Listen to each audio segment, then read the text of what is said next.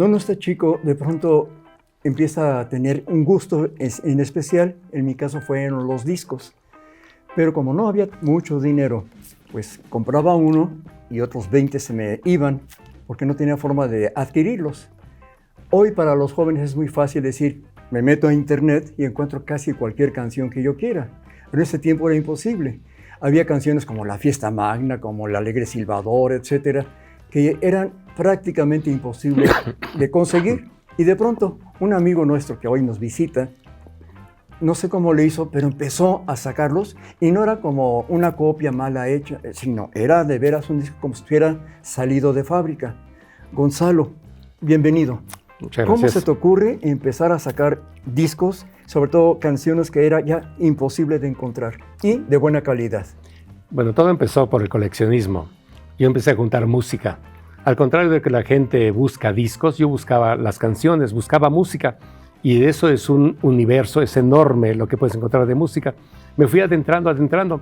Un día descubrí que había un límite de cuánto quería yo encontrar, cuánto quería conocer. Entonces empecé a ingeniarme cómo buscar música. Y descubrí algo pronto, que el mundo estaba lleno de esa música, que había discos, tiendas, lugares que daban ese servicio. Empecé a especializar. En realidad me volví coleccionista inventando mi manera de coleccionar música. Tuve oportunidad de viajar, tuve oportunidad de conocer tiendas, escribí mucha gente, escribía cartas que se perdían por correo, discos que se perdían, pero jugabas a eso. Al final de cuentas me volví experto. En 1989 resumí en un libro que se llama Guía de Coleccionismo todas mis experiencias de casi 12 años de juntar. Y fue cuando descubrí algo que yo sabía de música rara, extraña, difícil de conseguir en México, sabía dónde estaba, cuál era. Y lo único que hice fue aplicarlo al comercio. Abrí mi primer tienda de discos. A ver, ahorita que llegamos a esa de la tienda, no entiendo ese paso que haces. Eras contador y trabajabas como tal, te iba bastante bien. Ajá. ¿Cómo es que de pronto dices, no tiro la basura, pero lo hago de un lado y me voy a meter a un mundo que todavía no conozco, porque hoy ya puedes hablar de él, pero en ese tiempo no, y me voy a dedicar prácticamente a fabricar discos y a venderlos? No sé si ya supieras que había un buen mercado para eso o no, o te aventaste como el borras. Como coleccionista sufrí todos los que sufren los coleccionistas en México, pero yo era un contador. Para mi fortuna fui un contador que fui siempre en ascenso. Cada vez ganaba más y tenía más recursos para discos. En contra de la media de los coleccionistas con los que yo convivía, yo tenía un poco más de dinero, tenía más capacidad adquisitiva y podía viajar. Por eso conocí mucho. Es como lo aprendí, pero fueron mis años de contador que me hizo coleccionista. Prácticamente cuando dejé de ser contador a mis 38, 40 años, así, fue cuando se me ocurrió la idea de las tiendas de discos. Fue que me hice la transición casi inmediata. Puedo aplicar mis conocimientos de coleccionista a los discos. Y La primera tienda fue el Disco Recuerdo de la Roma, que era en la calle de Querétaro, precisamente. En realidad, a la larga coexistieron 4 tiendas al mismo tiempo, pero fue la primera, la que te recuerdo con más nostalgia, la más productiva, la más divertida, y realmente donde me hice de amigos y de conocedores, y me llené de mucho conocimiento sobre lo que la gente quería. Fue donde aprendí, realmente fue mi práctica. La mitad fue coleccionar y la mitad fue el público, que llega a tu mostrador y te dice, ¿te acuerdas la canción del Alegre Silbador? Le digo, claro, ¿me la consigues? Oye, ¿te acuerdas Lágrima Solitaria, aquella de los Blue Kings? ¿La conoces? ¿La tienes? Pónmela.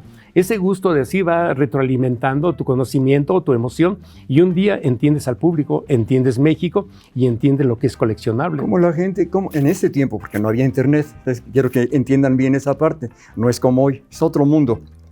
¿Cómo hacías que la gente conociera tu tienda si no había una forma fácil?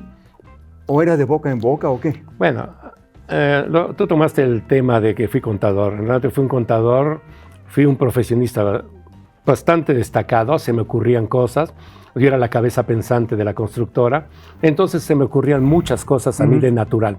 Era evidente que se me iban a ocurrir un montón de cosas de mercadotecnia, promoción. Es algo que tú aprendes leyendo, viendo. Entendía que cuando abría la primera tienda tenía que hacerle propaganda. Contraté notitas musicales, contraté TV Guía, contraté espectaculares y a todo el mundo le hice saber, ¿sí?, que en realidad yo tenía una tienda diferente. Conocí señores como el locutor Humberto Cantú, que me invitaba a su programa y me permitía explayarme sobre lo que yo conseguía y dónde lo podía la gente comprar. Era una promoción. ¿Y cómo sabías que a la gente sí iba a responder, porque además, hasta la fecha, los que somos coleccionistas recordamos que si queríamos un buen disco de una canción, no era una venta de garage, no lo iba a conseguir, porque el estado iba a estar deplorable. ¿Cómo es que se te ocurre incluso, cómo sacas tus producciones? Porque son de casas grabadoras. Bueno, cuando empecé con un amigo mío, empezamos la primera tienda, un amigo mío, y nada más había 2 tiendas. Una vez que creo que se llama Discópolis y la otra Discos Osorio. Discos Osorio estaba por tronar y Discópolis nunca fueron muy eficientes, y yo me presumía desde entonces como un profesional en muchos sentidos de la vida. Era un profesional en mi profesión, y perdón, estoy redundando, era un profesional como contador, como administrador de una empresa. Entonces no apliqué más que muchos de esos sistemas de organización, administración a la tienda. Había que hacer los discos bien, había que importarlos bien, había que fabricarlos bien. Era un proceso nada más de calidad. Pero al principio no grababas ni hacías los discos, más bien como que vendías los LPs que llegaban, y a veces te llegaban cosas muy raras y les dabas un precio. Eso fue el estándar habitual de la tienda. Ajá. Desde que la abrimos hasta que cerramos esa sucursal, comprábamos y vendíamos discos raros. Pero no se me olvida que no teníamos ni 8 meses de haber abierto la tienda cuando yo empecé a pedir productos especiales para rock en español, a la RCA, a la Musart, a la Peerless. Les mandé a hacer discos. De repente en un disco aparecían 14 canciones y cada uno era una joya para los coleccionistas. Conocí a un comerciante que los atesoraba y te decía, este disco vale 500, véndemelo. Dice, no, iba la otra vez, véndemelo, ¿quieres 1000? Quiero 2000, y le subía. Un día cuando sacamos los discos, él dijo en voz alta, dijo, Gonzalo me hizo perder millones de pesos, porque cada disco traía 14 piezas inalcanzables. Así empezamos. En realidad no era nada más de comprar y vender, sino también muchos productos especiales. ¿Y cómo sabías cuáles eran las canciones que de veras eran de coleccionistas? Porque hay muchas que, no sé, por ejemplo, veíamos Teatro Fantástico, y dices, el niño que toca la trompeta y eso, algo así va a la pieza, ¿cómo se llama? Lo que sea. Pero tú la tenías. Bueno, tengo que presumir un poco, porque en realidad yo tenía 38, 40 años. Yo era un hombre maduro que había coleccionado con mucha eficiencia años. Tengo buena memoria, soy muy organizado. Yo ya sabía lo que la gente quería. Yo ya sabía lo que era raro. Como experiencia de coleccionista sabía lo que era difícil. Fue lo que yo suplí, que dije, aquí no se consiguen discos en México, o hay que mandarlos a hacerlos o importarlos. Y es lo que hice. Yo ya tenía un nivel de eficiencia muy alto para conseguir buenos discos. Por ejemplo, sonidos del mundo, que ahí metiste de todo. Así y es. Además cosas muy, muy raras. Ese concepto, ¿cómo lo sacas? Porque, por ejemplo, Blue Scarab Crew o el Espantapájaros Azul, pues no era una melodía que se oyera por todos lados, pero cuando se oía, pues creo que era Norbert Wiener el que la hizo, salía al aire, pues la gente le gustaba o decía, es la que toca Diego de Cosío. Tengo que volver a hablar un poco de mi coleccionismo. Yo contaba canciones, dije hace rato, no tanto el vinil o el formato, el soporte, sino la canción. La canción en sí. Entonces buscaba canciones. Al final de cuentas, cuando te dejé de coleccionar en 1990, tenía 18,000 canciones en discos pequeñitos. De 45 revoluciones. Entonces piensa en 3,000 discos de esos, y con 3,000 puedes tener toda la vida para hacer sonidos del mundo, porque era mi especialidad, los 50, 60. Sí, bueno, pero no se ve que fuera un disco grabado en tu tornamesa y que con una grabadora. Eran muy profesionales. Bueno, eso lo dije hace rato y lo voy a reiterar por segunda vez. Yo siempre me consideré un profesional de mis actividades, ya sea como administrador, financiero o vendedor de discos. Siempre me he considerado un profesional. Hacías productos especiales, ibas, no sé, a CBS, querías un disco, ¿te hacían una cotización o cómo, claro, cómo por se supuesto, manejaba eso? Les llevas una lista, ellos te lo cotizan, te dicen no más de estas canciones, ¿sí? Y te dicen tanto te cuesta y no menos de 1,000. Era lo que hacían, no menos de 1,000 piezas, es lo que hicimos. ¿Y sabías que podías no venderlos? No, nunca tuve duda. De hecho, nunca nos quedaron discos. Perfecto. Mandamos a hacer más de 40 títulos en vinil y todos se vendieron. A ver, por ejemplo, de la colección Memories, ¿cuántos discos salieron de esos? ¿Y cada disco cuántos traía? ¿14, 15 canciones? Así es, Memories. De eso yo me acuerdo porque fue un producto que lo hizo un español conmigo. Fueron 500 piezas de cada uno. Ya es para algo muy específico, para un público bastante específico también. En realidad, yo sabía para quién iba dirigido, no había duda en que les iba a gustar. Los discos tradicionales normalmente traen 12 canciones, 8 no sirven, 4 son buenas. Este traía 14 muy buenas, o 15 muy buenas. Sí. No, y algunos que no ibas a conseguir porque venían en sencillo y ya ese sencillo ya no se vendía y estaba ahí. Efectivamente. Perfecto. Ahora, por ejemplo, otro mercado diferente, pero también te aventaste. El italiano y el francés. Ahí, ¿cómo sacaste esta producción? Y no sé si tuvieras idea de quiénes iban a comprar eso, porque no era tan conocido. Primero, la música italiana en México ha sido siempre de muy pequeña distribución. En realidad, los discos producidos en los años 60 son un puñado de ellos. Si los sumas todos en todos sus formatos, no pasan de 40 a 50 piezas en los años 60, no importa lo que hablen. Pero realmente provienen de un país muy rico musicalmente, tan rico o más que México, incluso en cuanto a la música. Había mucha música. Yo era un coleccionista también. Durante muchos años me pasé por allí presumiendo que no había una colección de música italiana mejor que la mía. Y lo que le digo hasta el día de hoy, siempre esperando que el público me contradiga, que diga, en este momento no hay quien sepa más de música popular italiana que yo. Y ojalá que alguien venga un día y me diga, yo sé más que tú, maestro, enséñame. Bueno. Porque yo aprendí empíricamente y quiero que alguien que sepa me enseñe. De hecho, este libro que está aquí, que se llama Historia del Festival de San Remo, 50 años de música popular, está basada en experiencia personal, en muchas lecturas. Hay que investigar mucho, pero sobre todo que estoy plasmando canciones porque las conocía. Realmente conocía miles de canciones de música italiana. De ahí a aplicarlo a lo que la gente conoce en México, era un paso nada más. Yo sabía que la gente buscaba, iban a mi ilustrador, cada semana, oye, tienes esta. Entonces, a base de reiteración, de preguntas, empecé a diseñar los discos. Tienes 4 tiendas, se van cerrando hasta que de plano lo cierras. ¿Por qué? Los discos se acabaron, lo dijiste hace unos minutos, Lalo. El internet suple todo, ya la gente no necesita más música, se encuentra. Pero durante años que no había más que la opción del disco, en realidad yo estuve surtiendo esa música. Y se fue agotando, un día se agotó. De hecho, estiré porque los últimos 12 años me dediqué a hacer productos extraños, raros, difíciles. Un cliente me dijo, oiga, le digo, ¿tiene algo de esto? Le digo, sí, este es muy raro. Le digo, ¿cómo hay eso? Dice, no es raro, todo lo que tiene usted aquí es rarísimo. Le digo, gracias, señor. Le digo, pues es el estilo de la tienda. Me dediqué durante los últimos 12 años a rescatar un montón de música rarísima. Entonces, comercial, bonita, pero en otro lugar del mundo. Eso es todo, nada más era un poquito de sensibilizarte con el entorno, con tu clientela y darle lo que buscan, lo que no hay aquí. Porque empiezas a escribir libros y además entre coleccionistas se vuelven casi una joya porque dicen tal canción, le pertenece a fulano de tal, etcétera. Toda la información que a veces no se daba porque en los discos no salía casi nunca de dónde la habían tomado, incluso las versiones que tomaron, etcétera. Y tú lo plasmas en un libro. ¿De dónde sale esa inquietud y por qué? Si hablamos específicamente de la música italiana, resulta porque a mí me gustó desde muy joven la música italiana.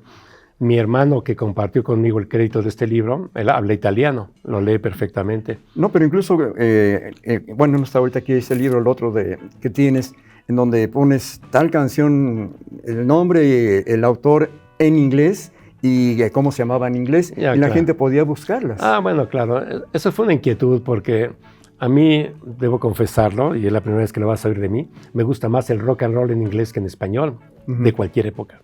Siempre me gusta, fue lo primero que oí cuando tenía 12 años, el rock and roll en inglés, y me enamoré para siempre de él. Entonces yo siempre partí del inglés, pero con el tiempo de niño joven empecé a descubrir que alguien hacía una versión en español, y con el tiempo digo, esta la canta Elvis, esta es de Polanca, esta es de Neil Sedaka. Pero cuando va evolucionando la música vas descubriendo que hay canciones que no saben de dónde vienen, dónde vienen. Y mi primer socio, Mario, y yo nos dimos a la tarea de tratar de descubrir de dónde venían esas canciones. A la larga empezamos a escribir libros que hablaban de dónde provenían las canciones. Esta es la copia mexicana, este es el original y se llama así en su idioma original, italiano, francés, lo que venga. Pero fue una experiencia que fuimos ampliando.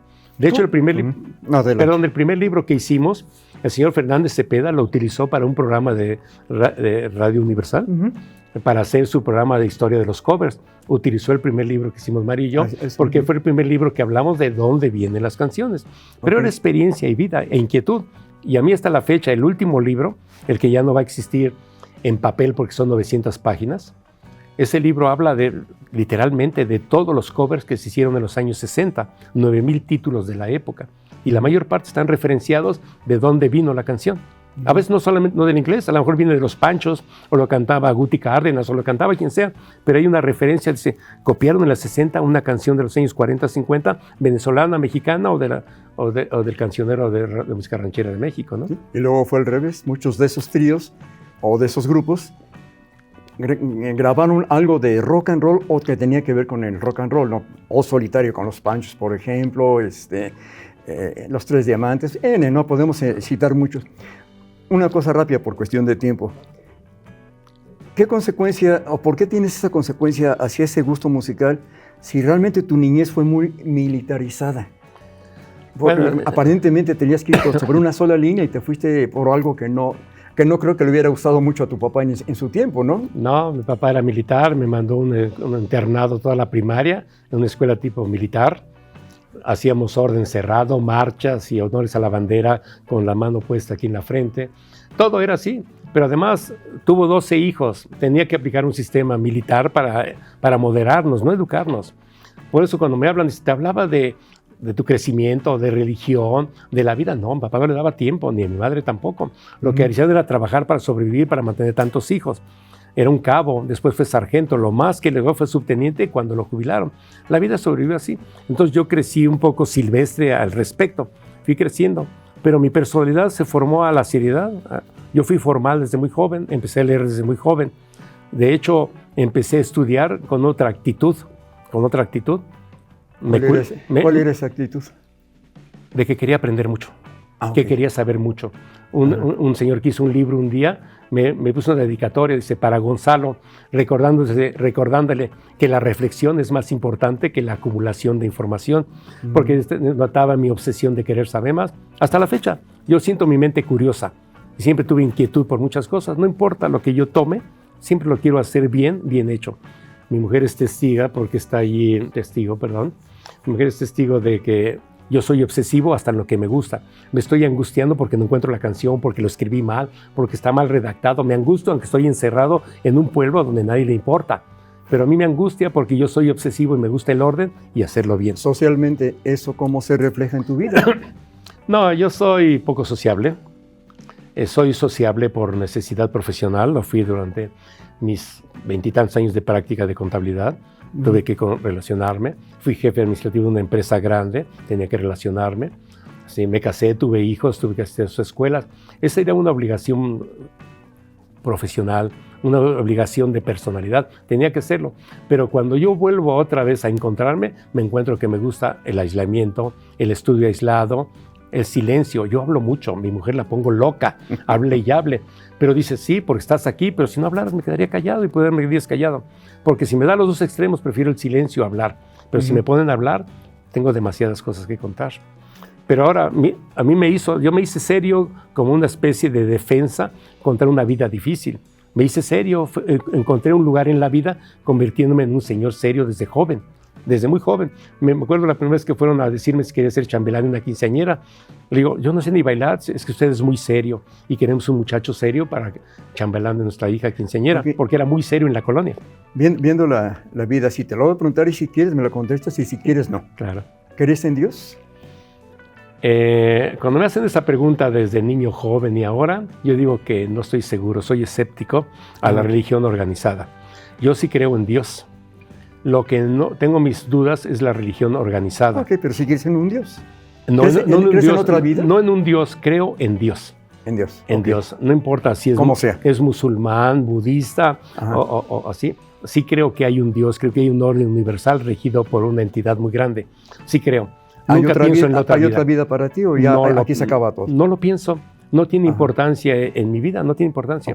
Porque creo que es bastante difícil ya ahorita como para pensar si tengo otra vida. Y nunca me ha consolado los mensajes religiosos que dicen que este es un valle de lágrimas y que la eternidad va a ser premiada, ¿no? Eso no entra conmigo. No va contigo. No entra. Pero sí creo en un Dios, pero tengo mis dudas muy grandes en cuanto a la religión organizada.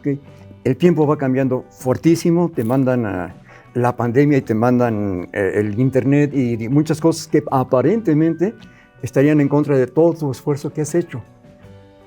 ¿Cómo vas a manejar este futuro que sigue inmediato contigo con respecto a todo este tipo de cosas? Claro, me da risa porque hablas de futuro y mi futuro empezó hace como 25 años. Yo estoy viviendo mi futuro hace como 25 años. Okay. Un día lo tomé conciencia, tenía cerca de 60 años, dije, voy a hacer esto y todo eso. Y un día dije, ¿cuándo? Si ya el futuro me alcanzó. Hoy cuando me hablas ahorita que voy a cumplir pronto 80 años, me dices, ¿qué vas a hacer en el futuro? No. Todos los días investiga, todos los días busco, tuve algo pensando que ojalá me alcance mañana para seguir haciendo cosas. Porque todo lo que tenía que hacer en la vida, ya lo hice. Tuve 2 hijos, crecieron bien, gracias a Dios. Los agarraron una carrera, encontraron un trabajo apropiado, no tienen vicios, creo yo, ¿no? Están en orden. Hice un matrimonio conveniente, ¿sí? Tuve una buena vida, creo yo, en realidad. No puedo pensar en el pasado con relación al futuro. Mi pasado fue bueno, lo que estoy viviendo ahorita es lo que vivo. Este es mi futuro. No pienso más adelante. Estoy escribiendo otro libro. Si lo voy a acabar, no estoy seguro, pero tampoco importa porque cada día disfruto la investigación y la escritura. Me haces pensar en eso. ¿Para qué escribes? ¿Para nosotros, para ti, para todos? ¿O es un hobby nada más? ¿Por qué lo haces? Primero porque siempre me gustó comunicar cosas. Por escrito mejor. O sea, ¿piensas en los demás? Porque siempre lo he hecho. Desde que empecé a coleccionar, tuve las tiendas y después cuando empecé a escribir. Pero ahora lo hago primero por comunicar, pero ante nada es porque a mí me satisface investigar, encontrar cosas. Por ejemplo, el otro día le estaba yo contando a mi mujer algo que descubrí leyendo los 70s, 80s. Le llaman a Napoleón el poeta de la canción. Y nada más cuando intentó ser poeta, cuando hizo canción Pajarillo, Vive, Hombre, realmente le dieron el título destacado. Le dieron el premio de Loti y lo mandaron a España. Y en España le dieron el peor lugar que ha conseguido México en un concurso, el último lugar. Porque en realidad a nivel internacional él no es un poeta. Es un acumulador de frases que va citando frases inconexas a veces. Entonces le digo, qué curioso que el poeta de México, el poeta de la canción, no escriba poemas y lo reprobaron. Y la prueba es que él lo entendió, es que desde entonces no intentó, hasta el día de su jubilación, ya no volvió a intentar escribir que poesía. Pero a mí me gusta descubrir eso en los libros y ver, y te lo puedo plantear discográficamente cómo sucedió ese proceso, cómo él lo abandonó y después, cuando se despidió el año pasado en su penúltima, última, quién sabe cuánto, despedida, cantó las 2 canciones más populacheras de su repertorio. ¿Por qué? Porque es lo que la gente le llega, es lo que él sabe y es lo que sabe que realmente le pegó. Ella se llamaba Marta, Leña Verde. ¿Y cómo va? Ella se llamaba Marta, se llamaba así, se llamaba Marta, se llamaba así, poesía pura. Yo nunca he sabido si se llamaba Marta o se llamaba así. Entonces, pero en fin, pues poesía pura. Sí, claro. Al final de cuentas, esas investigaciones me llevan a cosas muy divertidas, mucho. Y vas entendiendo lo que está pasando atrás de las cámaras, atrás de los micrófonos. Entiendes la música, la desmenuzas y dices, ya entendí. Por lo menos el entorno que yo viví, lo entiendo. ¿Y por qué sucede? No importa todos los sofismas, mentiras y tapaderas que ponen los sistemas para que no te enteres. A la larga, si investigas, lo descubres y es muy divertido. También por eso lo hago. Ok. ¿Piensas que, o te has pensado alguna vez que todo esto te da una trascendencia o no te importa? Es que no tiene importancia. Estamos hablando otra vez si hay futuro o si hay otra vida. En realidad, una trascendencia de que dejaste este trabajo ya. Mis hijos no trabajan en México, los 2 trabajan fuera de México. Sé que están bien, estoy a gusto. Los veo, alguno cada 2 años, 3, el otro cada 6 meses, un ratito. No me importa, sé que están bien. Yo vivo en un pueblo aislado allá en Guanajuato y estoy bien. Eso es lo hoy, es el día de hoy y eso es importante. Yo me siento tranquilo, me siento satisfecho. ¿Qué hay del futuro? La trascendencia, la categoría, el nombre, no.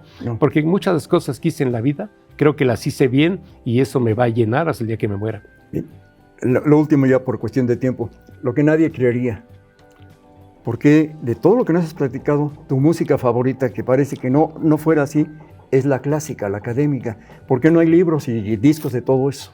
Primero, han escrito miles de libros sobre música clásica, primero. Segundo, porque no puedo escribir lo que no tengo experiencia, profundidad, conocimiento. En realidad, me gusta oírlo. Soy un pasivo contemplador de esa música bonita. La prefiero así a casi todas las demás músicas. Pero si quiero que algo me emocione, vuelvo al rock and roll de los años 60. ¿Tu pasión sigue siendo el rock and roll? Sigue siendo lo que me emociona. Pero la música que me gusta de Italia es de los 70s, 80s. La música pop americana me gusta del 70 al 76, más que de otra época. Pero es en mi mente racional. mi mente objetiva, la que analiza, la que entiende. Pero emocionalmente estoy ligado a mis 12, 14 años cuando empecé a oír música de rock and roll. Con tu experiencia, ¿qué le podrías pasar a estas nuevas generaciones que para ti es importante? Mi propia experiencia, en realidad, la vida no me dio muchas opciones. Yo creo que no me las dio, acepté las cosas que me daban, pero cuando me dio una opción, la tomé así, con todo el corazón, con toda la entrega, lo tomé completo. Hay pocas opciones en la vida. Si tomas una, la adoptas y la vives, creo que puedes tener éxito. Creo que es lo que yo hice. No había opciones, pero las tomé y creo que tuve éxito en muchas de esas cosas. Gonzalo, mil gracias por habernos acompañado. Mil gracias también a todos ustedes por estar ahí. Y bueno, ¿qué sacamos más de esta plática? Pues otra vez que seamos fieles a nosotros mismos y que nos demos cuenta que la forma en que vivimos y actuamos es nuestra responsabilidad. No hay culpables. Enseñanza de vida. La vida es sencilla, nosotros la complicamos.